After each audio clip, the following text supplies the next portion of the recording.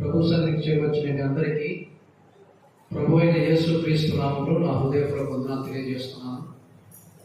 మన వాక్య ధ్యానం నిమిత్తమై పరిశుద్ధ గ్రంథం, దేవుని గ్రంథమైన బైబిల్ నుండి గలతీ పత్రిక 5వ అధ్యాయం 22వ వచనాన్ని మనం చదువుకుందాం. గలతీ పత్రిక 5వ అధ్యాయం 22వ వచనం. అయితే ఆత్మఫలం ఏమనగా ప్రేమ, సంతోషము, సమాధానము, దీర్ఘశాంతము, దయాళుత్వము, మంచితనము, విశ్వాసము, సాత్వికము, ఆశా నిగ్రహము. ప్రభు లేఖన భాగాన్ని, ఇతర లేఖన భాగాలను కూడా ఆయనే మన వెనుకల్లో దీవించి ఆశీర్వదించి మనకు అందించునుగాక. ప్రార్థన చేసుకొని మనం వాక్యాన్ని ధ్యానం చేద్దాం. పరిశుద్ధుడ, ప్రేమ కలిగిన తండ్రి, కృపగల దేవ, దయగలిగిన మా తండ్రి, ప్రేమ నమ్మకం కలిగిన మా ప్రియ పరలోకపు తండ్రి, నీ ఘనమైన శ్రేష్టమైన నామాన్ని బట్టి నేటి రాత్రికాల విలస్తులు స్తోత్రములు చెల్లిస్తున్నాం. ప్రభా, ప్రేమించి దినాన్ని మాకు అనుగ్రహించాను. ఈ దినంలో నీ సన్నిధిలో మేమందరం సమకూర్చబడి ప్రభా, మీ నామాన్ని ఘనపరచడానికి, వాక్యము ధ్యానించడానికి మీరు అనుగ్రహిస్తున్న ఈ కృపను బట్టి నేను స్తుతిస్తున్నాను. ప్రభా, చదవబడిన లేఖన భాగాలు, ఇతర లేఖన భాగాలను కూడా మీరే దీవించి ఆశీర్వదించండి.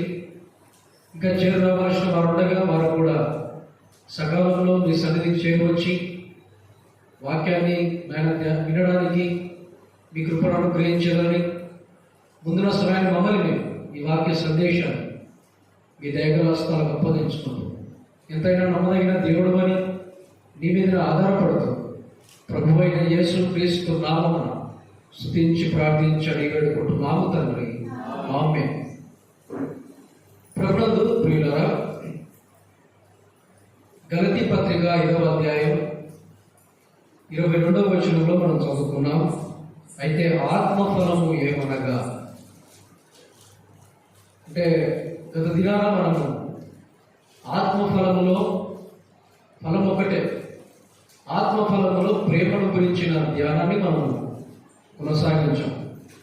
శరీర కార్యాలు చాలా ఉన్నాయి. శరీర కార్యాలు స్పష్టమైన అన్నాడు, శరీర కార్యాలు చాలా చెప్పాడు.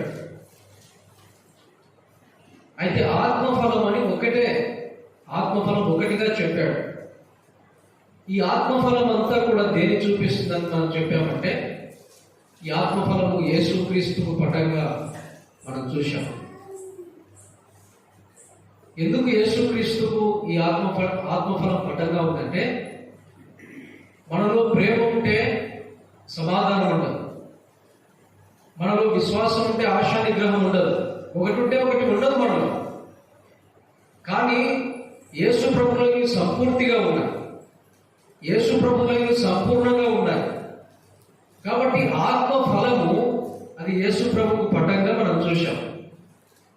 యేసు ప్రభులో ఈ ఆత్మఫలం ఏదైతే ఉన్నాయో అవి సమృద్ధిగా ఉన్నాయి, అది మనం చూశాం.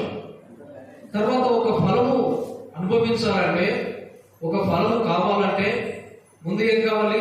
ఫలించాలి కదా. ఫలిస్తేనే ఫలాన్ని మనం చూడగలం. మనం ఎలాగ ఫలిస్తామో నిన్నటి దినాలు మనం చూసాం. ఎలా ఫలిస్తాం? మనం యేసు ప్రభువులో మనం ఉంటే మనం ఫలిస్తాం. ప్రభు అన్నాడు, నాకు వేరుగా ఉండి మీరేమీ చేయలేరు అన్నాడు. అంటే యేసు ప్రభువులో మనం ఉంటేనే మనం ఫలిస్తాం. అది మనం నేను దినాన చూశాం. ఆత్మఫలములో మొదటిగా మనం ప్రేమను గురించిన ధ్యానాన్ని కొనసాగించాం. ప్రేమ అంటే దేవుడి ప్రేమను మనం చూశాము. దేవుడు తన ప్రేమను వెల్లడిపరచాడని నిన్నటి దినాలు చూశాము. దేవుడు తన ప్రేమను ఎలాగో వెల్లడిపరిచాడంటే, యేసుక్రీస్తు ప్రభువును శిలువకు అప్పగించడం ద్వారా దేవుడు తన ప్రేమను వెల్లడిపరచాడని మనం చూశాం. తర్వాత ప్రేమ అంటే 3 విషయాలను మనం ధ్యానం చేశాం. ప్రేమ అంటే ఏంటి? సమస్త దోషములను కప్పేది ప్రేమ కదా. పాపాత్మురాలైన స్త్రీ విస్తారంగా యేసు ప్రభువును ప్రేమించింది. ఆమె విస్తార పాపాలు ఏమయ్యాయి? విస్తార పాపాలు క్షమించబడ్డాయి. కాబట్టి ప్రేమ అంటే దోషములను కప్పేది. తర్వాత ప్రేమ అంటే రెండోది ఏం చెప్పాం? ప్రాణాన్ని పెట్టేది. ప్రాణాన్ని కూడా లెక్క చేయకుండా పెట్టేది. యేసు ప్రభువు శిలువలో ఎలాగో తన ప్రాణాన్ని పెట్టాడో, నిన్ను నన్ను ప్రేమించి ఎలాగో ప్రాణాన్ని సమర్పించాడో మనం నిన్నటి దినాన దాన్ని కూడా ధ్యానం చేశాం. మూడవదిగా ప్రేమ అంటే శ్రేష్టమైనది కదా, చాలా శ్రేష్టమైనది. విశ్వాసం, నిరీక్షణ, ప్రేమ మూడు నిలిచేవైతే ఈ మూడింటిలో శ్రేష్టమైనది ఏంటండి? ప్రేమ చాలా శ్రేష్టమైనదని మనం చూసాం. నేటి రాత్రి కాలం వేళ గలతీ పత్రిక 5వ అధ్యాయం 22వ వచనంలో ఆత్మ ఫలములో రెండవది ఏంటి? అక్కడ సంతోషము కదా. ఆత్మఫలం ఏమనగా ప్రేమ, సంతోషము, సమాధానము, దీర్ఘశాంతము, దయాళుత్వము, మంచితనము, విశ్వాసము, సాత్వికము, ఆశానిగ్రహం. 9 చెప్పాడు. ప్రేమను గురించి మనము కొంత ధ్యానం జరిగించాం. ప్రేమను ధరించుకోవాలని కదా, ఒకటి ఏడవ ఒకటి ప్రేమ కలిగి ఉండాలని చాలా విషయాలు మనం చూసాం. సరే, ఈ యొక్క దినాన్ని మనము సంతోషం, ఆత్మఫలంలో రెండవది సంతోషాన్ని గురించి కొంత ధ్యానాన్ని మనము చేద్దాం. సంతోషం గురించి మనం ఆలోచిస్తున్నాగా యోహాను రాసిన మొదటి పత్రిక 1వ అధ్యాయం 3వ వచనంలో చూడండి. ఇక్కడ మన సంతోషం గురించి ఇక్కడ ఒక మాట యోహాను రాస్తున్నాడు. యోహాను రాసిన మొదటి పత్రిక 1వ అధ్యాయం 3వ వచనం, మాతో కూడా మీకును సహవాసము కలుగునట్లు మేము చూచిన దానిని వినిన దానిని మీకు తెలియజేయుచున్నాం. మన సహవాసం అయితే తండ్రితో కూడాను ఆయన కుమారుడైన యేసు క్రీస్తుతో కూడాను ఉన్నది. మన సంతోషము పరిపూర్ణమవుటకై మేము ఈ సంగతులను రాయించున్నాం. ఎంత బాగా చెప్పాడు. మన సహవాసము దేవుడితో, మన సహవాసము తండ్రి అయిన దేవుడితో, ఆయన ప్రియ కుమారుడైన యేసు ప్రభుతో మనం సహవాసం కలిగి ఉన్నాం. పరిశుద్ధాత్మ కలిగి ఆనందము, అంత మాత్రమే కాదు, పరిశుద్ధాత్మతో మనం సహవాసం. కొరింథీ పత్రికలో ఆ మాటలు మనం చూద్దాం. మన సహవాసము తండ్రి అయిన దేవుడితో, తర్వాత కుమారుడైన యేసు ప్రభుతో, పరిశుద్ధాత్మ దేవుడితో మన సహవాసం. మేము చూసిన దాన్ని వినిన దాన్ని మేము రాస్తున్నాం అన్నాడు కదా. మన సంతోషము పరిపూర్ణమవుటకై మేము ఈ సంగతులను రాయించున్నాము అన్నాడు. మన సంతోషము పరిపూర్ణము కావాలి. సంతోషము పరిపూర్ణము కావాలి అంటే ప్రభువుకున్న ఆశ కూడా చూద్దాం. చూడండి, యోహాను అన్నాడు కదా, మన సంతోషము పరిపూర్ణము కావాలి అని మేము ఈ సంగతులు రాస్తున్నాం అన్నాడు కదా. యేసు ప్రభువు కూడా ఒక మాట అన్నాడు. చూడండి, యోహాను రాసిన సువార్త 15వ అధ్యాయం 11వ వచనంలో చూడండి. యోహాను రాసిన సువార్త 15వ అధ్యాయం 11వ వచనం, మీ యందు నా సంతోషము ఉండవలననియు మీ సంతోషము పరిపూర్ణము కావాలననియు ఈ సంగతులు మీతో చెప్పుచున్నాను. అంటే యేసు ప్రభువుకు ఉన్న ఆశ ఏంటంటే మన సంతోషము సంపూర్ణం కావాలి, మనం ఫలించాలి, మనం అభివృద్ధి పొందాలి కదా. ఆయన నిజమైన ద్రాక్షవల్లి, మనము తీగలము. ఆయన యందు మనం ఉండి మనము బహుగా ఫలించాలని ఆయన తెలియజేశాడు. కింది వచనాలకు వచ్చేసరికి ప్రభు అన్నాడు, మీరు నా యందు నిలిచి ఉండాలి, నా మాటలు మీ యందు నిలిచి ఉండాలి. అంత మాత్రమే కాదు, మీ సంతోషము పరిపూర్ణం కావాలి, మీ సంతోషము సంపూర్ణం కావాలి. అయితే రాత్రి కాలం వేళ మన సంతోషము సంపూర్ణము కావాలంటే, మన సంతోషము పరిపూర్ణము కావాలంటే ఇలాగ మన సంతోషం సంపూర్ణమవుతుంది అంటే యేసు ప్రభునందు మనం ఉంటే, ప్రభునందు మనం ఉంటే మన సంతోషం పరిపూర్ణమవుతుంది. ప్రభునందు ఉండకపోతే సంతోషమే ఉండదు. మానవుడు ఎందుకు సంతోషాన్ని కోల్పోతున్నాడంటే పాపాన్ని బట్టి. కీర్తనలో మనం చదువుతాం కదా, కీర్తనలో దావీదు రాశాడు చాలా కీర్తనలు. పాపము చేసినప్పుడు పశ్చాత్తాపడి చాలా కీర్తనలు రాశాడు. పాపము చేసినప్పుడు నెమ్మది లేదు, పాపము చేసినప్పుడు సమాధానం లేదు, పాపము చేసినప్పుడు సంతోషం లేదు. ఈనాడు మానవుడు ఎందుకు సంతోషాన్ని కోల్పోతున్నాడంటే, ఎందుకు సంతోషంగా మానవుడు ఉండలేకపోతున్నాడంటే ఒకే కారణము పాపము మనలో ఉన్నంత కాలము ఎప్పటికీ మనం సంతోషంగా ఉండలేము. పాపం ఉంటే సంతోషం ఉండదు, పాపం తీసివేసుకుంటేనే సంతోషం ఉంది. మన సంతోషము పరిపూర్ణము కావాలంటే పాపం మనలో ఉండరాదు. మన సంతోషము సంపూర్ణము కావాలంటే యేసు ప్రభునందు మనం ఉండాలి. యేసు ప్రభునందు ఉంటేనే మన సంతోషం ఏమవుతుందండి? మన సంతోషము సంపూర్ణమవుతుంది. ప్రభువుకున్న ఆశ ఎంత గొప్పదో చూడండి. మనము దుఃఖపడడం ఆయనకు ఇష్టం లేదు, మనం విచారముతో ఉండడం ఆయనకు ఇష్టం లేదు. యేసు ప్రభు అన్నాడు, మీ సంతోషము సంపూర్ణం కావాలి, నా యందుంటే మీ సంతోషము సంపూర్ణం అవుతుంది. యోహాను ఏదైతే తన పత్రికలో రాశాడో, మీ సంతోషము మన సంతోషము పరిపూర్ణము కావాలని ఈ సంగతులు రాస్తున్నామని యోహాను ఏదైతే రాస్తున్నాడో, ప్రభు అన్న మాటను బట్టి ప్రభు కూడా అంటున్నాడు, అంటే మనం విచారంతో దుఃఖంతో ఉండడం ఆయనకు ఇష్టం లేదు, మనము సంతోషంతో ఉండాలి. పౌలు కూడా అన్నాడు కదా, పౌలు అన్నమాట ఫిలిప్పీ పత్రికలో మనం చదువుతాము, ఆనందించుడి, మరలా చెప్పుదును, ఆనందించుడి, సంతోషించండి. పౌలు ఆ మాట అంటున్నాడంటే, పౌలు ఏదో సంతోషంలో అంటే ఎక్కడ ఉండి చెప్తున్నాడు? పౌలు చెరసాలలో ఉండి ఈ మాట చెప్తున్నాడు. చెరసాలలో ఉన్న వారికి ఎవరికైనా సంతోషం ఉంటుందండి?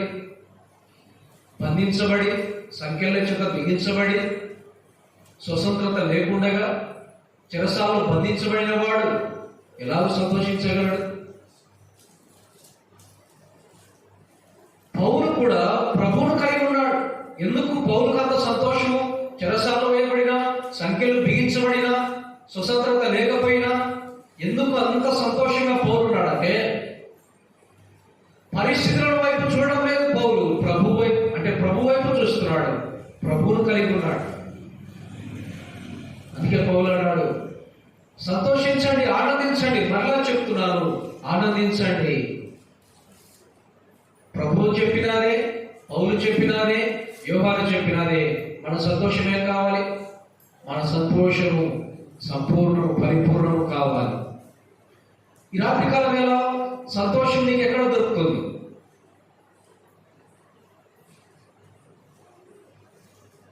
సంతోషం ఎక్కడ దొరుకుతుంది? లోకంలో దొరుకుతుందా?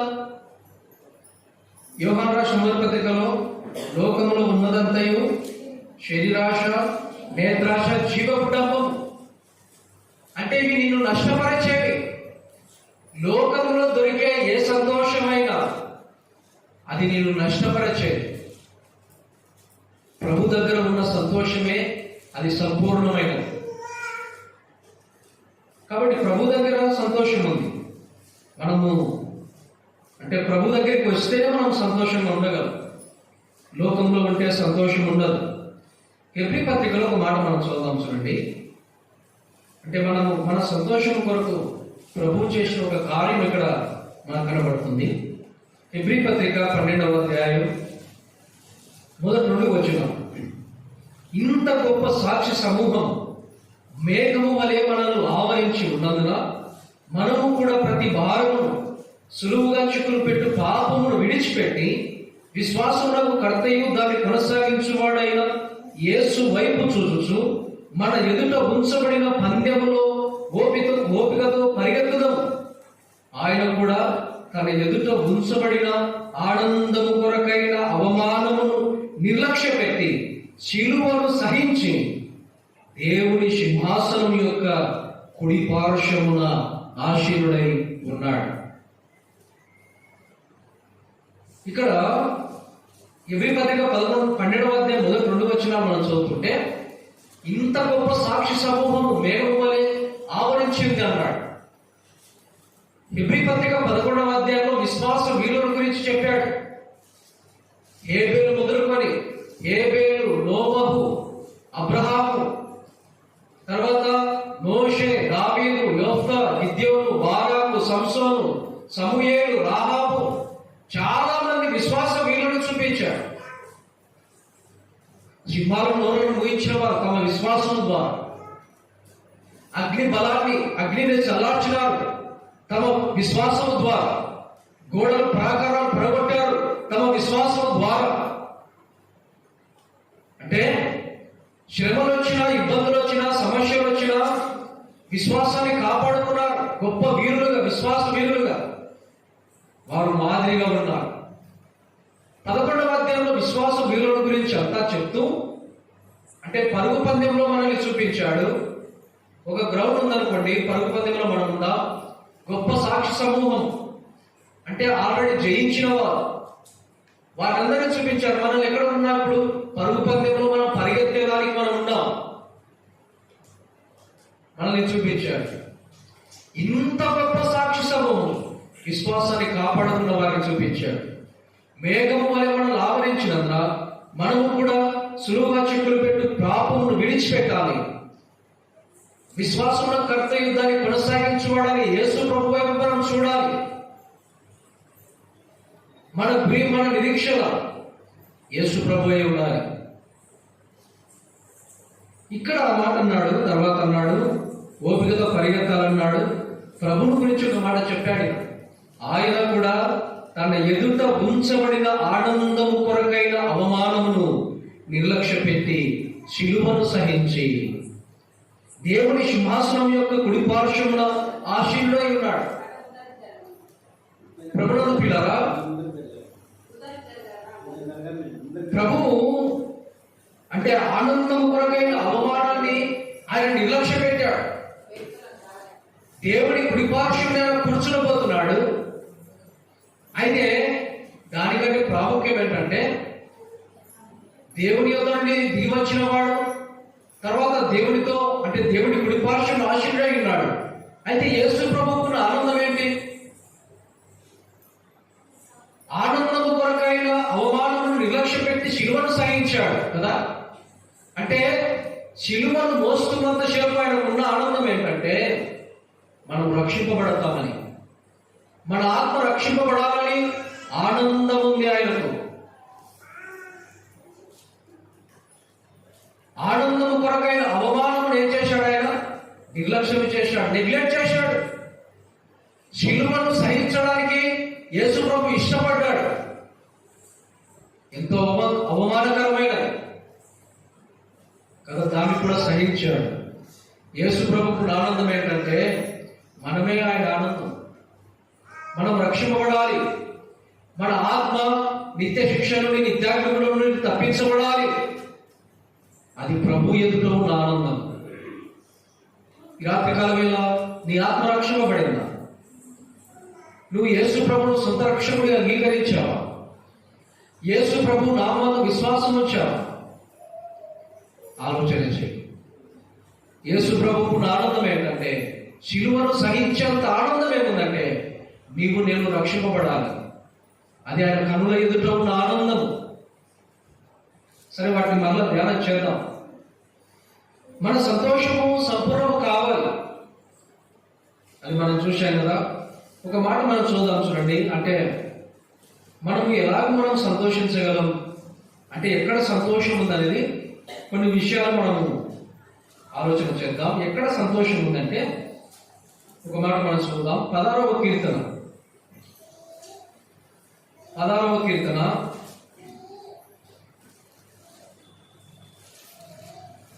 11వ వచనం. 16వ కీర్తన 11వ వచనం. జీవ మార్గమును నీవు నాకు తెలియజేసెదవు.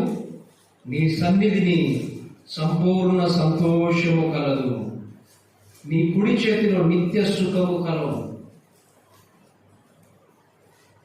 సంతోషం మనకి ఎక్కడ దొరుకుతుంది? ఇక్కడ మొదటి మాటగా మనం గుర్తిద్దాం. సంతోషం ఎక్కడ ఉందంటే, ఎక్కడో లోకంలో సంతోషం లేదు. నిజమైన సంతోషం, పరిపూర్ణమైన సంతోషం, సంపూర్ణమైన సంతోషం ఎక్కడ ఉందంటే అది దేవుని సన్నిధిలో మాత్రమే ఉంది. ఇంకెక్కడ దొరకదు ఇంత సంతోషం. నువ్వేం చేసినా ఈ సంతోషాన్ని నువ్వు పొందలేవు. సంపూర్ణమైన సంతోషం ఎక్కడ ఉంది అంటే 16వ కీర్తన 11వ వచనం స్పష్టంగా తెలియజేశాడు కీర్తనాకారుడు. నీ సన్నిధిని సంపూర్ణమైన సంతోషము కలదు. చాలా ప్రయత్నం చేస్తున్నాం కదా, సంతోషం ఎక్కడ దొరుకుతుంది, సంతోషంగా ఎక్కడ ఉండగలం, సంతోషాన్ని ఎలా పొందుకోగలం, చాలా ప్రయత్నాలు మానవుడు చేస్తున్నాడు. సంపూర్ణమైన సంతోషం ఎక్కడ ఉందంటే దేవుని సన్నిధిలోనే సంపూర్ణమైన సంతోషం ఉంది, ఇంకెక్కడ లేదు. అయితే రాత్రి కాల వేళ ఈ సంతోషాన్ని మనం ఎన్నిసార్లు పోగొట్టుకున్నామా? దేవుని సన్నిధిలో సంపూర్ణమైన సంతోషం ఉందని మనకు అర్థమైతే దేవుని మందిరానికి రాకుండా ఎలా మనం ఆగిపోతాం? దేవుని సన్నిధి పట్ల ఎలా నిర్లక్ష్యం మనం వహిస్తాం? సంతోషం అంతా ఇక్కడే ఉంది. దేవుని సన్నిధిలో సంతోషం ఉంది. ఎంత బాగా చెప్పాడు. నీ సన్నిధిలోనే సంపూర్ణమైన సంతోషం అంటే ప్రభు సన్నిధిలో సంపూర్ణమైన సంతోషం ఉంది. అందుకే కీర్తనలో మనం చూద్దాం, లోకంలో 1000 దినములు గడుపుట కంటే నీ మందిర ఆవరణంలో 1 దినము గడుపుట ఎన్ని దినాల కంటే 1000 దినాల కంటే శ్రేష్టమైంది. అంటే మనం దేవుని సన్నిధి నిర్లక్ష్యము చేశామంటే శ్రేష్టమైన దాన్ని నిర్లక్ష్యం చేశాం. దేవుని మందిరాన్ని నిర్లక్ష్యం చేశామంటే, దేవుని సన్నిధిని నిర్లక్ష్యం చేశామంటే శ్రేష్టమైన దాన్ని పోగొట్టుకున్నాం, శ్రేష్టమైన దాన్ని నిర్లక్ష్యం చేశాం. ఎన్నిసార్లు అండి దేవుని సన్నిధి ఆగిపోయాం. ఏదో చిన్న కారణం, చిన్న కారణం, బంధువులు వచ్చారని ఆగిపోతాం.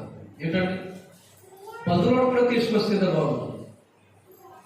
చాలా మంది అంటారు బంధువులు వచ్చారు, కొంత పనుల నుండి మేము రాలేకపోయామంటే బంధువులను కూడా తీసుకుని వస్తే బాగుంది.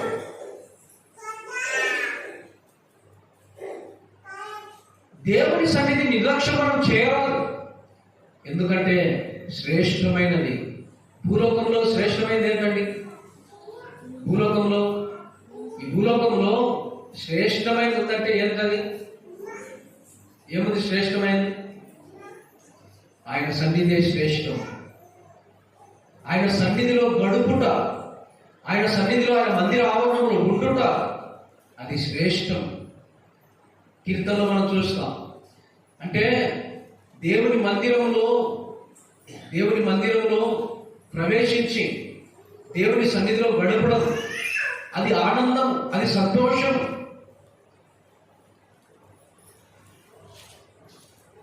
దావీదు అన్నాడు, జనులు మందిరానికి వెళుదాం రమ్మని చెప్పినప్పుడు సంతోషం. ఎప్పుడైనా సంతోషంతో దేవుని సన్నిధికి వచ్చామా మనం? సమయం ఎప్పుడైపోతుంది, ఇంటికి ఎప్పుడు వెళ్దాం అంటే చాలా మంది అంటే ఇది ఉండేది. మందిరానికి వచ్చేటప్పుడు తాబేలు లెక్కలు వచ్చేదంట, మందిరం అయిపోతే చిరుతపులి లెక్కలు లేదంట. ఎంత విచారం ఉండేది. ఇంకా సమయం ఉందిలే, టైం ఉందిలే, నిదానం వెళ్దాం లేని వచ్చేటప్పుడు ఎలా వస్తున్నారంట. తాబేలు ఎట్లా వస్తుంది? తాబేలు చిన్నగా వెళ్ళేటప్పుడు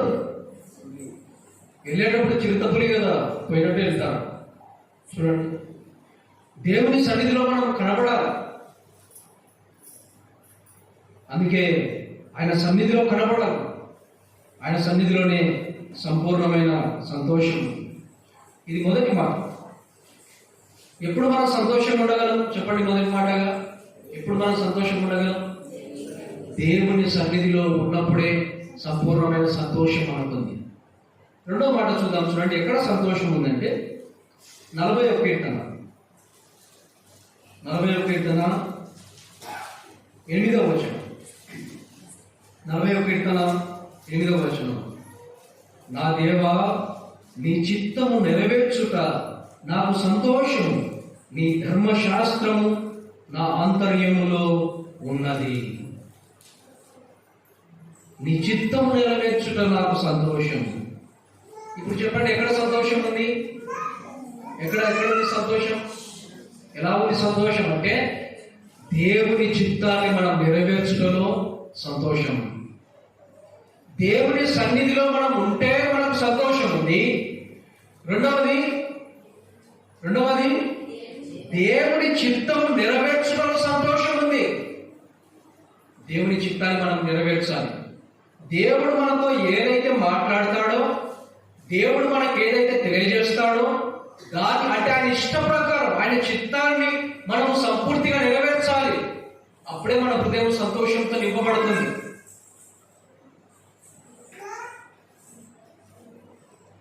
దేవుని చిత్తాన్ని నెరవేర్చినప్పుడు సంతోషం. ఇదే మాట హెబ్రీ పత్రికలో కూడా కోట్ చేయబడింది కదా. హెబ్రీయులకు రాసిన పత్రిక 10వ అధ్యాయంలో, హెబ్రీ పత్రిక 10వ అధ్యాయం 7వ వచనం. అప్పుడు నేను గ్రంథపు చుట్టలో నన్ను గూర్చి రాయబడిన ప్రకారం, దేవా, నీ చిత్తం నెరవేర్చుటకు ఇదిగో నేను వచ్చి ఉన్నాను అంటిని. ఈ మాట యేసు ప్రభు చెప్తున్న మాట. ఏదైతే కీర్తనలో 40వ కీర్తన 8వ వచనంలో రాయబడిందో ఆ మాటను యేసు ప్రభు చెప్తున్నాడు. అంటే యేసు ప్రభు చూడండి, తండ్రి చిత్తాన్ని ఎంత సంపూర్తిగా నెరవేర్చిన వాడు. గ్రంథం చుట్టూ నన్ను గురించి రాయబడినవి నెరవేర్చడానికి ఇదిగో నేను వచ్చి ఉన్నాను అంటే దేవుని చిత్తాన్ని, దేవుని ఇష్టాన్ని నెరవేర్చడానికి యేసు ప్రభు ఈ లోకానికి వచ్చాడు. ఎంత సంపూర్తిగా నెరవేర్చాడో ఒక మాట మనం చూద్దాం. చూడండి, ప్రభు ఎంత సంపూర్తిగా నెరవేర్చాడో. లూకా రాసిన సువార్త 22వ అధ్యాయం. లూకా రాసిన సువార్త 22వ అధ్యాయం 42వ వచనం. తండ్రి, ఈ గిన్నె నా యొద్ద నుండి తొలగించుటకు నీ చిత్తమైతే తొలగించును, అయినను నా ఇష్ట ప్రకారము కాదు, నీ చిత్తమే సిద్ధించునుగా కానీ ప్రార్థించాను. ఇష్టమనే తోటలో ఆయన అప్పగించబడుతున్నప్పుడు ఎంతగా కన్నీరు కార్చి ఆయన ప్రార్థన చేశాడు. ఆయన కన్నీరు కార్చి ప్రార్థన చేస్తుంటే ఆయన చెమట రక్తపు బిందువులే మార్చబడింది. ఎంత దుఃఖంలో ఆయన మునిగిపోయాడు. సర్వ మానవాళి పాపము ఆయన భరించాలి. సర్వ మానవాళికి రావాల్సిన దేవుని ఉగ్రత ఆయన భరించాలి. దుఃఖంలో మునిగిపోయాడు. దుఃఖాక్రాంతుడిగా, వ్యసనాక్రాంతుడిగా, వ్యాధిని అనుభవించిన వాడిగా యేసు ప్రభు గెత్సెమనే తోటలో కన్నీటి ప్రార్థన. ఎంత భారంగా ప్రార్థన చేస్తున్నాడంటే శరీరధారి అయి ఉండగా ఒక దూత వచ్చి బలపరిచేంత దుఃఖములో ఆయన మునిగిపోయాడు. దూత వచ్చిన ఏమని బలపరుస్తాడు? దూత వచ్చిన, ప్రభువా, ఇందు నిమిత్తమే కదా నీవు భూలోకానికి దిగొచ్చిందని బలపరచవలసిన వాడే. ఏమని బలపరచగలడు దూత? తండ్రితో అన్నాడు. అంటే ఆ గిన్నె ప్రభు దగ్గర గెస్తమనే ప్రార్థన చేస్తుండగా ఒక గిన్నె, దానిలో శ్రమలు. ఆ శ్రమలు ఆయన కొరలతో కొట్టుట, భూమి వేయుట, అంటే పిడిగుద్దులు గుద్దుట, కొరడ అంత మాత్రమే కాదు, అపహసించుట, భారమైన శిలువను మోయుట, ఎన్నో శ్రమలు ఆ గిన్నెలో కనబడితే యేసు ప్రభు అన్నాడు, తండ్రి, నీ చిత్తమైతే ఈ గిన్నె నా యుద్ధ నుండి తొలగించు. తర్వాత ఏమన్నాడు తెలుసా? తర్వాత అయినను నా చిత్త ప్రకారము కాదు, నీ చిత్తమే సిద్ధించునుగా. ప్రభునందు పిల్లలు ఎంత అంటే దేవుని చిత్తాన్ని ఎంతగా నెరవేర్చినవాడు, దేవుని చిత్తాన్ని ఎంత సంపూర్ణంగా నెరవేర్చినవాడు. శిలువ మరణాన్ని భరించడానికి ఇష్టపడ్డాడు, శ్రమను ఓర్చాడు. కలువరి శిలువలో నలుగొట్టబడి, కలువరి శిలువలో గాయపరచబడి, కలువరి శిలువలో రక్తాన్ని చిందించి, కలువరిలో తన ప్రాణాన్ని మన కొరకు పెట్టాడు. ఇది దేవుని చిత్తం. మానవాళి కొరకు, సర్వ మానవాళి కొరకు ప్రాణం పెట్టుట ఇది దేవుని చిత్తము, దేవుని ఇష్టం. ఇది యెషయా గ్రంథం 53వ అధ్యాయంలో మనం చదువుతాం. ఆయన నల్లగొట్టుటకు యెహోవాకు ఇష్టమాయెను. అంటే యేసు ప్రభు అంతగా వ్యాపరసపడుతుంటే తండ్రి అయిన దేవుడు కూడా అంటే ఇష్టపడ్డాడు. ఎందుకంటే ఆ శిక్ష మనం అనుభవించాలి. యేసు ప్రభు అనుభవించకపోతే దేవుని ఉగ్రత మనం అనుభవించాలి. యేసు ప్రభు అనుభవించకపోతే ఆ శిక్షను మనం అనుభవించాలి. ఆ శిక్షను ఎంతో భయంకరమైన శిక్షను యేసు ప్రభు అనుభవించాడు. తన ప్రాణాన్ని మన కొరకు పెట్టాడు. ఈ రాత్రికాల సమయంలో సంతోషం ఎక్కడ ఉందంటే ఆయన చిత్తాన్ని నెరవేర్చడంలోనే సంతోషం ఉంది. ఆయన చిత్తాన్ని మనకి ఎప్పుడు తెలియజేస్తాడు దేవుడు అంటే వాక్యము చదువుతుంటే, వాక్యము ద్వారా, ప్రార్థన చేయడం ద్వారా తన చిత్తాన్ని ఆయన బయలుపరుస్తాడు. దేవుడు మనతో మాట్లాడి ఎంతకాలమైంది? ఆయన వాక్యాన్ని చదివి ఎంతకాలమైంది? వాక్యము చదువుతున్నా దేవుడు మనతో మాట్లాడి ఎంతకాలమైంది? ఆయన చిత్తాన్ని మనం గ్రహించాము. ఆయన మన పట్ల ఏ ప్రణాళిక కలిగి ఉన్నాడో, ఆయన మన పట్ల ఎట్టి చిత్తం కలిగి ఉన్నాడో మనం గుర్తెరిగాము. ప్రభునందు పిల్లారా, ఆయన చిత్తం నెరవేర్చడంలోనే మనకు సంతోషం ఉంది, ఇంకెక్కడా లేదు. మొదటి మాటగా మనం చూసాం, సంతోషం ఎక్కడ ఉంది? ఆయన సన్నిధిలో సంపూర్ణమైన సంతోషం ఉంది. రెండవది ఎక్కడ ఉంది సంతోషము? ఆయన చిత్తము నెరవేర్చడంలో మనకు సంతోషం ఉంది. ఇంకొక మాట మనం చూద్దాం, చూడండి. ఇంకొక మాట లూకా రాసిన సువార్త. ఎక్కడ ఉంది సంతోషం అంటే లూకా రాసిన సువార్త 10వ అధ్యాయం. లూకా రాసిన సువార్త 10వ అధ్యాయం 20వ వచనం. అయినను దయ్యములు మీకు లోబడుచున్నవని సంతోషింపక మీ పేర్లు పరలోకమందు రాయబడి ఉన్నవని సంతోషించుడని వారితో చెప్పాను. యేసు ప్రభు ఇద్దరిద్దరిగా పంపించాడు, 70 మందిని పంపించాడు. సరే, 70 మంది వెళ్ళారు, అనేక అద్భుత కార్యాలు జరిగించారు, దయ్యములను వెళ్ళగొట్టారు, అన్నిటిపైన అధికారం కలిగి ఉన్నారు. సంతోషంతో యేసు ప్రభు దగ్గరికి వచ్చారు. ప్రభువా, దయ్యములకు ఆజ్ఞాపిస్తే దయ్యాలు మాకు లోబడ్డాయి, రోగాలను వెళ్ళగొట్టాము, అన్నిటినీ దూరపరిచాము, మాకు అది ఇవ్వబడిన అధికారాన్ని బట్టి మేము సంతోషిస్తున్నామని సంతోషంతో వారు వచ్చారు. అపవాది కూడా పడుతున్నప్పుడు యేసు ప్రభు చూశాడు. ప్రభు అన్నాడు, దయ్యము మీకు లోబడుచున్నామని సంతోషింపక ఎందుకు సంతోషించాలట? ఎందుకు సంతోషించాలట? పరలోకమందు మీ పేర్లు రాయబడి ఉన్నవని సంతోషించండి. ఎక్కడ సంతోషం ఉందంటే పరలోకంలో మన పేరుంటే పరలోకంలోనే సంతోషం ఉంది. పరలోకంలో ఏముందంటే పరలోకంలో ప్రభు ఉన్నాడు. యేసు ప్రభుతో మనం ఉండబోతున్నాం. యుగయుగాలు సదాకాలము యేసు ప్రభుతో సంతోషముతో మనం ఉండబోతున్నాం. మన పేర్లు పరలోకమందు రాయబడాలి. జీవ గ్రంథమందు మన పేరు రాయబడాలి. యేసు ప్రభు అన్నాడు, మీ పేర్లు పరలోకమందు రాయబడాలి. మీరు సంతోషించండి.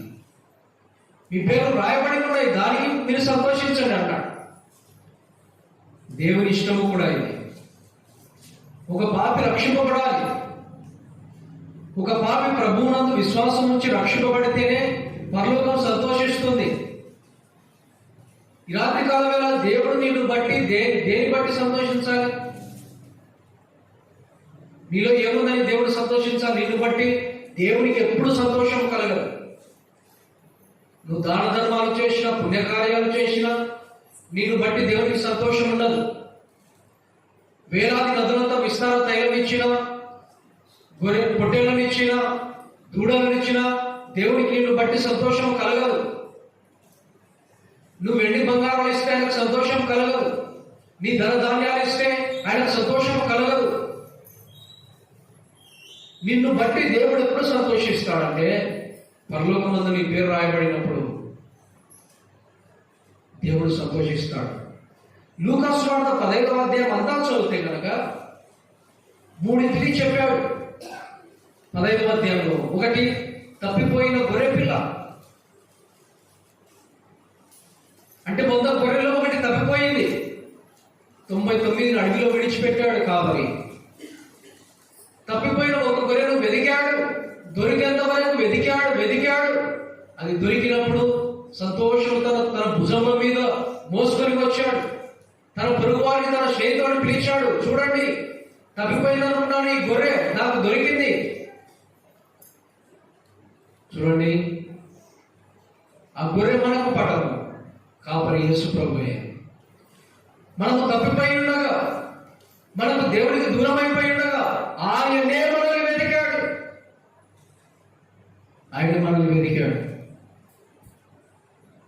కాపరి ఏ విధంగా అయితే వెతికి ఆ గొర్రెను కనుగొని గొర్రెను తన భుజంలో మీద మోసుకొని వచ్చాడో, యేసు ప్రభు కూడా మనల్ని వెతికి కదా ఈ భూలోకానికి వచ్చాడు. రెండవదిగా అక్కడ చెప్పాడు, ఒక స్త్రీ దగ్గర 10 నాణ్యాలు ఉన్నాయి కదా, వెండి నాణ్యాలు. వాటిలో ఒకటి పోగొట్టుకుంది. ఆమె ఏం చేసింది?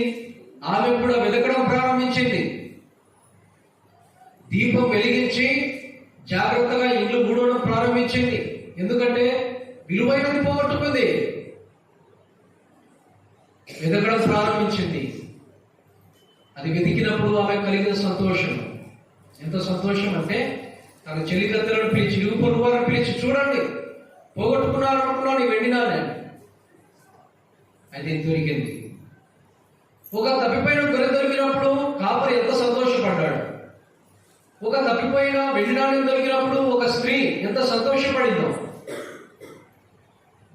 తర్వాత తప్పిపోయిన కుమారుడు కదా, దూరదేశానికి ప్రయాణమైపోయాడు. ఆస్తి అంతా నష్టపరిచాడు. తండ్రి వద్ద నుండి దూరంగా వెళ్ళిపోయాడు. తండ్రికి వేరైపోయాడు. లోకము, స్నేహితులు, ఇష్టానుసారమైన జీవితం, వీటి అందు సంతోషం ఉందనుకున్నాడు. తండ్రి దగ్గర సంతోషం కంటే లోకంలో సంతోషం ఉందనుకొని పరిగెత్తాడు. తనకు ఉన్నదంతా వ్యయపరుచుకున్నాడు. అన్నిటినీ ఖర్చు చేశాడు. ఒకరోజు అర్థమైంది, ఒకరోజు బుద్ధి వచ్చింది. తండ్రి దగ్గర ఉన్న దాసులే సంతోషంగా ఉన్నారు కదా, తండ్రి దగ్గర ఉన్న పనివారే సంతోషంగా ఉన్నారు కదా, ఈ సంతోషం నన్ను నష్టపరిచింది. బుద్ధి వచ్చినప్పుడు మళ్ళా వెనక్కి వచ్చాడు, తండ్రి దగ్గరికి వచ్చాడు.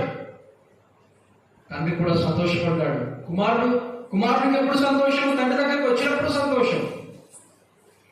ఒక పాపి రక్షింపబడినప్పుడు ప్రభువుకు సంతోషం. ఈ మూడింటిని చెప్పాడు. తప్పిపోయిన గొర్రె దొరికినప్పుడు కాపరి సంతోషించాడు. తప్పిపోయిన వెండి నాణ్యం దొరికినప్పుడు ఆ స్త్రీ సంతోషించింది.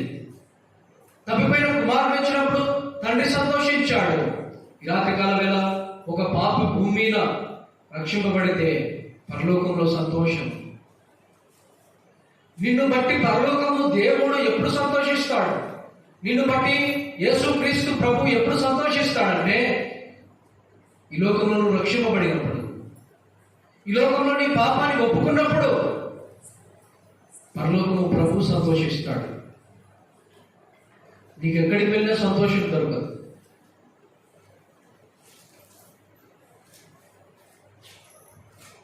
ప్రభు ఒకటి చెప్పాడు కదా, ఒకడంట ధాన్యాన్ని సమకూర్చుకున్నాడు కదా, తన ప్రాణంతో చెప్తున్నాడు, నా ప్రాణమా తినుము రాగము సుఖించుము. ఎందుకు? సరిపోయిన ఉన్నాయి, బ్రతకడానికి, సంతోషించడానికి, సుఖం అనుభవించడానికి కావాల్సినవి ఉన్నాయి. ప్రాణంతో, తన ప్రాణంతో చెప్తున్నాడు, తినుము త్రాగుము సుఖించుము, కావాల్సినవి ఉన్నవి.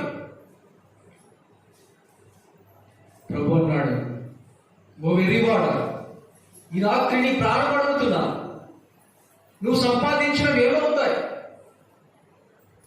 చూడండి, సంపాదించింది ఏమవుతుంది? ప్రాణం విడిచిపెడితే ఒక దినాన్ని అన్నింటినీ విడిచిపెట్టాలి కదా. సంపాదించింది ఏమవుతుంది? అన్నింటినీ వదిలిపెట్టాలి. ప్రభు అన్నాడు, ఒకడు లోకమంతా సంపాదించి తన ప్రాణము పోగొట్టుకుంటే వానికేమి ప్రయోజనం? లోకమంతా సంపాదించిన ఒక దినాన అగ్నిగుండంలో నీ ఆత్మ వేయబడితే, నిత్య నాశనం, నిత్యాగ్నిగుండంలో నీ ఆత్మ పడతోడబడితే నీకేం ప్రయోజనం? సమయం ఉండగానే యేసు ప్రభునందు విశ్వాసం ఉంచాలి. సమయం ఉండగానే యేసు ప్రభును సొంత రక్షకుడిగా అంగీకరించాలి. లోకమంతా సంపాదించిన ప్రాణం పోగొట్టుకుంటే ప్రయోజనం లేదు. కలిమి విస్తరించిన అది నీకు అక్కడకు రాదు. నీ ధనం నిన్ను విమోచించలేదు, నీ ఆస్తి నిన్ను విమోచించలేదు. ఎంత ఆస్తి పడవైనా నీ ధనం నిన్ను విమోచించలేదు. యేసు ప్రభు మాత్రమే నిన్ను విడిపించగలిగిన వాడు. యేసు ప్రభు మాత్రమే నిన్ను రక్షించగలిగిన వాడు. ఆయనను ఆశ్రయించావా? ఆయన యందు విశ్వాసం ఉంచావా? నీ పాపాన్ని ఒప్పుకున్నావా? పరలోకంలో జీవగ్రంథంలో నీ పేరు రాయబడిందా? ఆలోచన చేయి. పాపిగా ఉంటే పతనమైపోయే స్థితిలో ఉండట్లే. హోషేయ గ్రంథం 14వ అధ్యాయం 2వ వచనాల్లో, మొదటి 2 వచనాలు మనం చదువుతాం. ఇశ్రాయేలు, నీ పాపము చేత నువ్వు పూరితివి, నేడు నువ్వు చెప్పవలసిందేమనగా దేవునితో, నా పాపమును పరిహరింపు. హోషేయ గ్రంథం 14వ అధ్యాయం 2వ వచనంలో, మొదటి 2 వచనాల్లో మనం చదువుతాం. పాపం మనల్ని కూల్చివేసేది, పాపం మనల్ని పతనము చేసేది, పాపం మనల్ని నష్టపరిచేది. పాపము ద్వారా మరణము, మరణము తర్వాత అగ్నిగుండము, యుగయుగాలు ఆవేదన. పాపము కూల్చివేసేది. నీ పాపము చేత నువ్వు కూలితివి. నేడైనా ప్రభు తట్టు తిరుగు, నేడైనా ప్రభును వేడుకో, నా పాపమును పరిహరింపు, నా పాపాన్ని క్షమించని నేడైనా వేడుకో. రాత్రికాల వేళ నేడైనా ప్రభు దగ్గరికి రా. ప్రభు దగ్గర నీ పాపాన్ని ఒప్పుకో, ఆయన పరిహరిస్తాడు. నీ పాపాన్ని పరిహరిస్తాడు, నీ పాపాన్ని క్షమిస్తాడు ఆయన. ఎందుకంటే ఆయన ప్రేమ కలిగిన వాడు.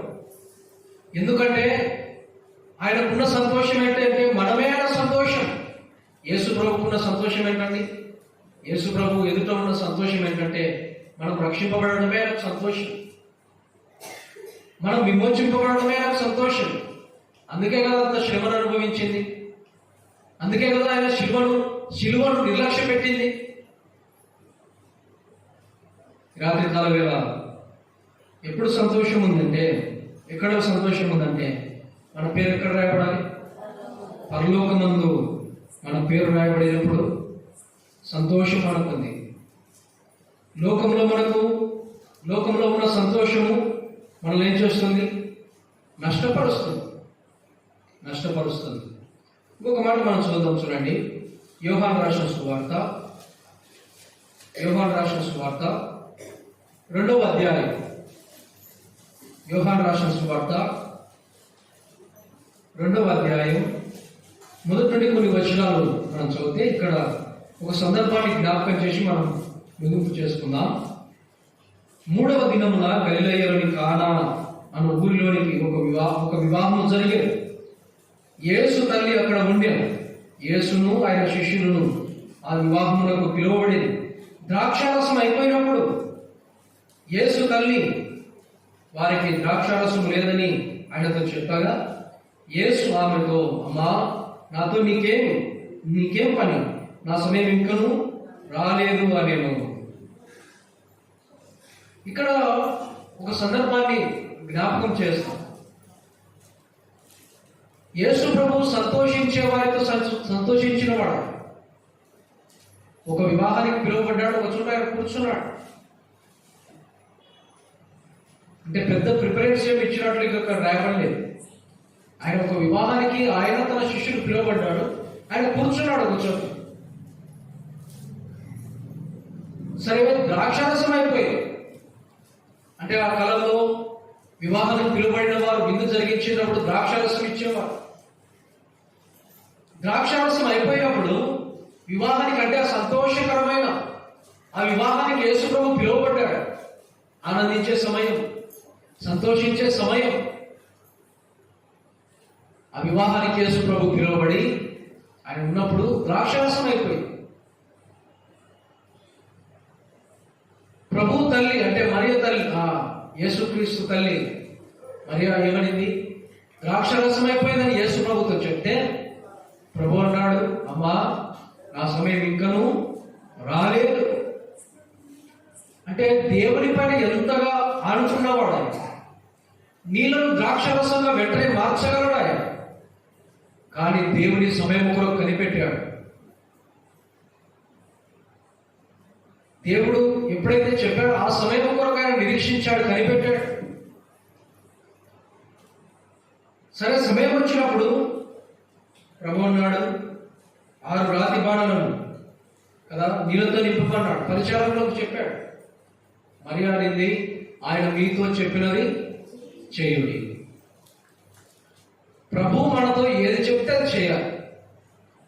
మనం ప్రభు కార్యాలు మనం చూడాలంటే, ప్రభు ఏదైతే మనతో చెప్తాడో అదే మనం చేయాలి. మరి ఎంత బాగా చెప్పింది, ఆయన మీతో చెప్పింది చేయండి. ఆయన ఏం చెప్తే చేయండి. ఆయన చెప్పింది చేసినప్పుడు మనము ఆయన కార్యాలు మనం చూడగలం. నీళ్ళతో నింపమన్నాడు. సరే, పనివారు ఏమి ప్రశ్నించలేదు. ఎందుకు నింపాలి, ద్రాక్షరసం కదా కావాలని వారికి ప్రశ్నించినట్లేదు. 6 రాతి బాణాలు అంచుల వరకు ఆ నీళ్లతో నింపారు. 6 రాతి బాణాలు నిండా అంచుల వరకు నీళ్లతో నింపారు.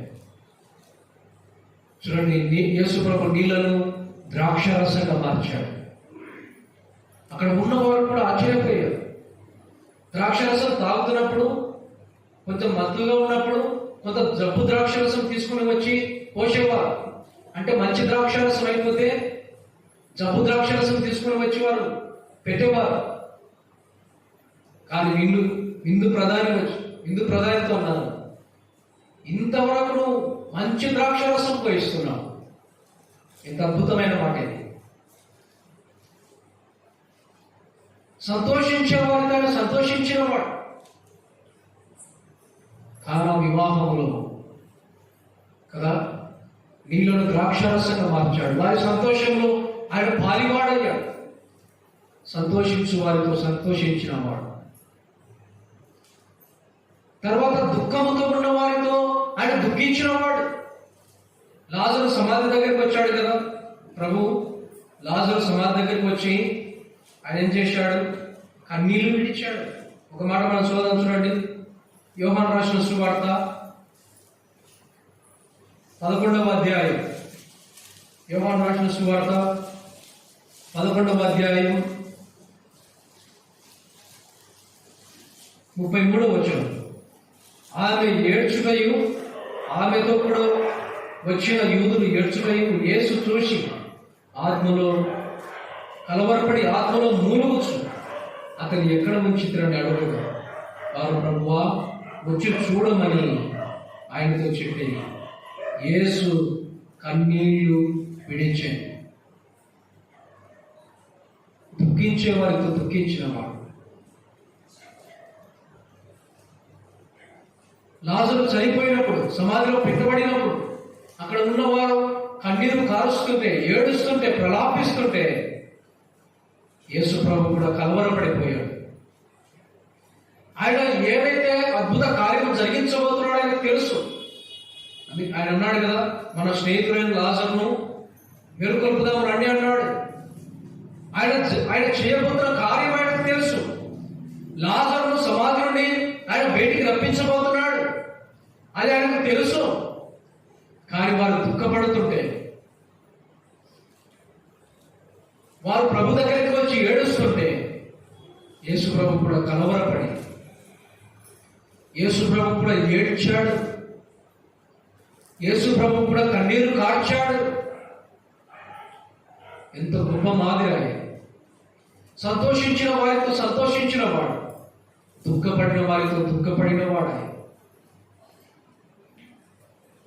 ప్రభువును పిల్లరా, మనం కూడా ఇట్టి మనసు మనం కలిగి ఉండాలి. ప్రభు ఏ మనసు అయితే కలిగి ఉన్నాడో అట్టి మనసును మనం కలిగి ఉండాలి. సంతోషించే వారితో మనం సంతోషించాలి, దుఃఖించే వారికి మనం దుఃఖించాలి. మెట్టుకు ఎవరి దగ్గర సంతోషం ఉందంటే యేసు ప్రభు దగ్గర సంతోషం ఉంది. ఆయన మనతో ఉంటే సంతోషం ఉంటుంది. కానా వివాహంలో యేసు ప్రభు ఉండగా సంతోషం.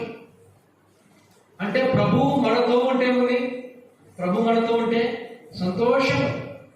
ఇప్పుడు పరలోకానికి మనం వెళ్ళి పరలోకంలో కూర్చునబెట్టబడదామంటే ప్రభు మనతో ఉంటాడు, ప్రభుతో కూడా మనం ఉంటాం. అక్కడ మనకు సంతోషం ఉంది. ప్రభుత్వం గారు ఇప్పుడు వరకు 4 విషయాలు మనం చూసాం కదా. మొదటిగా చెప్పండి, మొదటిగా ఆ దేవుని సన్నిధిలో సంతోషం ఉంది. రెండవది దేవుని చిత్తం నెరవేర్చడంలో సంతోషం ఉంది. మూడవది పరలోకంలో మన పేరు రాయబడటంలో సంతోషం ఉంది. నాలుగవది యేసు ప్రభు మనతో ఉంటే సంతోషం ఉంది. ఇంకొక మాట మనం చూద్దాం, చూడండి. ఇంకొక మాట అంటే ప్రకటన గ్రంథము 19వ అధ్యాయం, ప్రకటన గ్రంథము 19వ అధ్యాయం 8వ వచనం లేదా 6 నుండి చదువుదాం మనకు అర్థం కావడానికి. ప్రకటన గ్రంథము 19వ అధ్యాయం 6 నుండి కొన్ని వచనాలు. అప్పుడు గొప్ప జన సమూహపు శబ్దము, విస్తారమైన జలముల శబ్దమును, బలమైన ఉరుముల శబ్దమును పోలిన ఒక స్వరం, సర్వాధికారియు ప్రభువునకు మన దేవుడు ఏలుచున్నాడు, ఆయనను స్తుతించుడి, గొర్రెపిల్ల వివాహోత్సవ సమయం వచ్చినది, ఆయన భార్య తనను తాను సిద్ధపరచుకొని ఉన్నది కనుక మనము సంతోషపడి ఉత్సహించి ఆయనను మహిమపరచడమని చెప్పగా వింటిని.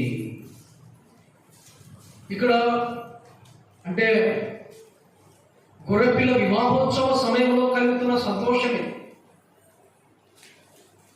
ఎక్కడ సంతోషం ఇది? పరలోకంలో గొర్రెపిల్ల వివాహోత్సవం జరుగుతున్నప్పుడు కలుగుతున్న సంతోషం ఇది.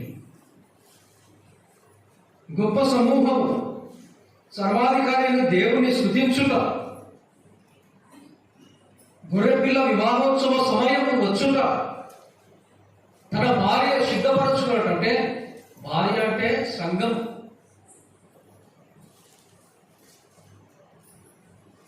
భార్య అంటే ఎవరు? సంఘం. రక్షింపబడిన వారు, విమోచింపబడిన వారు, ఆయన రక్తంలో కడగబడిన వారు. ఎలాగ మనల్ని సంపాదించాడు? ఎలాగైనా మనం సంపాదించాడంటే తన స్వరక్తం ఇచ్చి సంపాదించాడు. ఎలా మనం సంపాదించాడు? తన స్వరక్తము చేత. అపోస్తల కార్యముల గ్రంథంలో మనం చదువుతాం, దేవుడు తన స్వరక్తం ఇచ్చి సంపాదించిన సంఘం అంటాడు కదా. సంపాదించిన మనం అంటే తన స్వరక్తము చేత ఆయన సంపాదించాడు. స్వరక్తము చేత భార్య తను తాను సిద్ధపరచుకుంది. కారణం గొర్రెపిల్ల వివాహోత్సవ సమయం వచ్చింది. గొర్రెపిల్ల వివాహోత్సవ సమయం తన స్వరక్తం ఇచ్చి సంపాదించాడు. ప్రకటన గ్రంథం 1వ అధ్యాయం 6వ వచనం, మనలను ప్రేమించుచు తన రక్తం వలన మన పాపములను నుండి మనను విమోచించిన వారికి అన్నాడు. తన రక్తము, తన స్వరక్తము, తన అమూల్యమైన రక్తము, తన నిర్దోషమైన రక్తాన్ని అంటే ప్రభువు చిందించి మనల్ని విమోచించి మనల్ని సంపాదించాడు. ప్రభువునందు పిల్లరా, సంఘము ముత్యముతో పోల్చబడింది. మత్తయి సువార్త 13వ అధ్యాయంలో మనం చూస్తాం. ఒక ముత్యము ఎలాగో సిద్ధపరచబడుతుందంటే, సముద్రంలో ఒక చేప గాయపరచబడి దాని నుండి స్రవించిన రక్తము చేత అది కణము కణముగా ఏర్పడి ఒక ముత్యము ఏర్పాటు చేయబడుతుంది. అంటే ముత్యము తయారు చేయబడాలంటే చేప గాయపరచబడాలి. అలాగే యేసు ప్రభు మనల్ని సంపాదించడం కొరకు, సంఘాన్ని సంపాదించడం కొరకు తన రక్తాన్ని కార్చాడు, గాయపరచబడ్డాడు. ఆయన సంపాదించిన సంఘం ఇది. సంఘం అంటే యేసు ప్రభు రక్తము చేత కొనబడిన వారు, విశ్వసించిన వారు సంఘం. ప్రభునందు పిల్లలు, గొర్రెపిల్ల వివాహోత్సవ సమయం వచ్చింది. ఎప్పుడు వచ్చింది సమయం అంటే, తెస్సలోనికీయులకు రాసిన మొదటి పత్రిక 4వ అధ్యాయం 16వ వచనంలో, ఆర్భాటముతో ప్రధాన దూత శబ్దముతో దేవుని బూరతో పరలోకం నుండి ప్రభు దిగి వచ్చినప్పుడు సంఘం ఎత్తబడింది. సంఘం ఎత్తబడిన తర్వాత రెండు సంభవాలు జరిగాయి పరలోకంలో. ఒకటి, తండ్రి యొద్దకు తీసుకొని పోవటం. క్రీస్తు న్యాయపీఠం మొదటిది. క్రీస్తు న్యాయపీఠం ఎదుట మనం ప్రత్యక్షపరచబడుట. క్రీస్తు న్యాయపీఠం గురించి మనం గతంలోనే చూశాం. సంఘం ఎత్తబడగానే క్రీస్తు న్యాయపీఠం ఎదుట మనం ప్రత్యక్షం అవుతాం, బహుమానాలు ఇవ్వబడతాయి. క్రీస్తు న్యాయపీఠం ఎందుకు? బహుమానాలు ఇచ్చేందుకే, శిక్షించడానికి కాదు కదా, శిక్షించడానికి కాదు. సంఘం ఎత్తబడగానే క్రీస్తు న్యాయపీఠం ఎదుట ప్రత్యక్షం అవుతాం. కొంతమంది బహుమానాలు పొందుకుంటారు, కొంతమంది బహుమానాలు పోగొట్టుకుంటారు. తర్వాత రెండవది, గొర్రెపిల్ల వివాహోత్సవం. ప్రభుతో సంతోషించుట. విందు ఎప్పుడు జరుగుతుంది? వివాహోత్సవం పైన జరిగిన తర్వాత విందు సంఘముతో వచ్చి భూలోకంలో తన రాజ్యాన్ని స్థాపించినప్పుడు ఇక్కడ విందు ఏర్పాటు చేయబడుతుంది. వివాహోత్సవం ఎక్కడ జరిగిందండి? పరలోకమందు కదా. పరలోకంలో వివాహము, గొర్రెపిల్ల వివాహోత్సవం పరలోకంలో సంతోషించుట. ఇక్కడ శ్రమలు కదా. తర్వాత సంఘముతో వేవేల పరిశుద్ధులను, దూతలను వెంట పెట్టుకొని ప్రభు వచ్చి ఆయన రాజ్యాన్ని స్థాపించిన తర్వాత ఇక్కడ విందు సిద్ధపరచబడుతుంది. ప్రభునందు పిల్లరా, సంతోషం ఎక్కడంటే ప్రభుతో మనం ఉన్నప్పుడు. గొర్రెపిల్ల వివాహోత్సవ సమయంలో సంతోషం. ఆ గొర్రెపిల్ల వివాహోత్సవంలో నీవు ఉండాలంటే సంఘంలో చేర్చబడాలి. యేసు ప్రభు రక్తంలో కడగబడాలి. యేసు ప్రభునందు విశ్వాసం ఉంచాలి. రాత్రి కాలంలో కొన్ని విషయాలు మనం ధ్యానం చేశాం కదా. కొన్ని విషయాలు మనం ధ్యానం చేశాం. ఆయన సన్నిధిలో సంతోషం ఉంది. తర్వాత ఆయన చిత్తం నెరవేర్చడంలో సంతోషం ఉంది. తర్వాత పరలోకంలో పేరు రాయబడంలో సంతోషం ఉంది. తర్వాత యేసు ప్రభుతో ఉంటే సంతోషం ఉంది. తర్వాత గొర్రెపిల్ల వివాహోత్సవ సమయంలో మనకు సంతోషం. మెట్టుకు సంతోషం అంటే, ఆత్మఫలంలో సంతోషం అంటే యేసు ప్రభునే చూపిస్తుంది. సంతోషం ఆయనలో ఉంది. మనకు సంపూర్ణమైన సంతోషం ఇచ్చేవాడు ఆయన. ఆత్మ ఫలం ఏమనగా అన్నాడు, ఫలం ఒకటే కదా. శరీర కార్యాలు చాలా ఉన్నాయి కానీ ఫలం ఒకటే.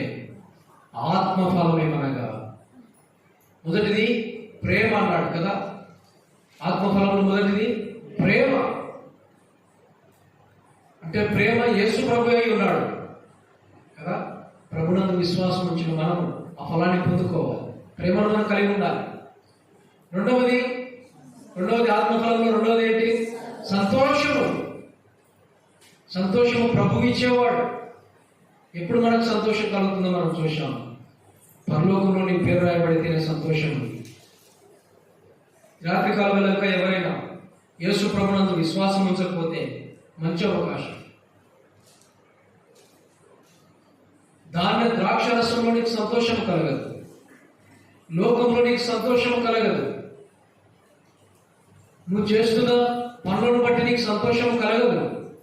సంతోషము ప్రభు దగ్గర దొరుకుతుంది. కాబట్టి ప్రభు దగ్గరికి నువ్వు వచ్చినట్లయితే ప్రభు నీకు సంతోషాన్ని ఇస్తాడు. ప్రభు లేఖన భాగాలు ఆయన మన వెనుకలో దీవించి ఆశీర్వదించుగా. ప్రార్థన చేద్దాం. చిన్న ప్రార్థన.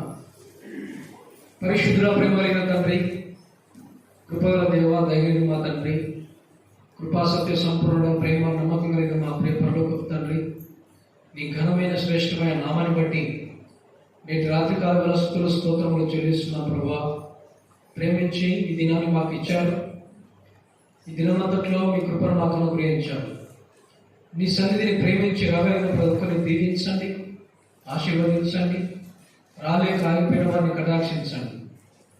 ప్రభు, ఆత్మఫలములో ప్రేమను గురించి గతంలో ధ్యానించడానికి, సంతోషము గురించి నేటి దినాన ధ్యానించడానికి మీరు ఇచ్చిన ఈ కృపను బట్టి నేను స్తుతిస్తున్నాను. ప్రభా, సంతోషం మీ యందు ఉందని, ప్రభా నీ యందు ఉంటే సంపూర్ణమైన సంతోషం ఉందని, ప్రభా మీరు సంతోషం ఇచ్చే దేవుడని, మా పేర్లు జీవగ్రంథంలో రాయబడినప్పుడే సంతోషం ఉందని స్పష్టంగా మీరు తెలియజేసిన మాటలను బట్టి మీరు స్తుతిస్తున్నాం.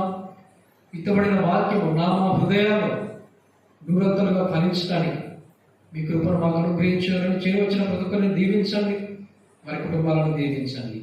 రాత్రికాలంలో మాతో మీరు మాట్లాడిన మాటలను బట్టి స్తుతిస్తూ ముందున సమయాన్ని మమ్మల్ని మీ దైవరాస్తాలకు అప్పగించుకుంటూ ప్రభువైన యేసుక్రీస్తు నామమున స్తుతించి ప్రార్థించి వేడుకుంటున్నాము తండ్రి.